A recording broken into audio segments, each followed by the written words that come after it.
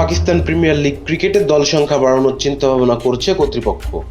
বর্তমানে 6টি টিম নিয়ে লিগ অনুষ্ঠিত হয়, যোগ হতে পারে আরো 2টি দল। 11 এপ্রিল থেকে অনুষ্ঠিত হবে এবারের পিএসএল, শেষ হবে 18 মে। তবে এই আসরের দল সংখ্যা বাড়ছে না। লিগ কর্তৃপক্ষ দল বাড়ানোর যে চিন্তা ভাবনা করেছে তা 2026 সালের আসরের জন্য। এমন ঘোষণা দিয়েছেন পিএসএল এর সিইও সালমান নাসের। গণমাধ্যমকে সালমান নাসের বলেন, এই বছরের শেষে আমাদের দল সংখ্যা আরো 2টি বাড়তে পারে। 2016 সালে 5 দল নিয়ে শুরু হয়েছিল পিএসএল যাত্রা। উদ্বোধনী আসরে 5টি দল হলেও ইসলামাবাদ ইউনাইটেড, করাচি কিংস, লাহোর কালান্দার্স, পেশোয়ার জামিল এবং কোয়েটা গ্ল্যাডিয়ার্স। 2018 সালে যোগ দেন মুলতান সুলতানস। 2016 সালে সংখ্যাটি বেড়ে দাঁড়ায় 8-এ। প্রতি বছর ফেব্রুয়ারি মার্চে অনুষ্ঠিত হয় পিএসএল খেলা। এসএ টি20 ও আইএল টি20-র সঙ্গে সাংঘর্ষিক হয়। সাংঘর্ষিক সূচি এড়াতেই এবারের পিএসএল টুর্নামেন্ট সরিয়ে নেওয়া হয়েছে।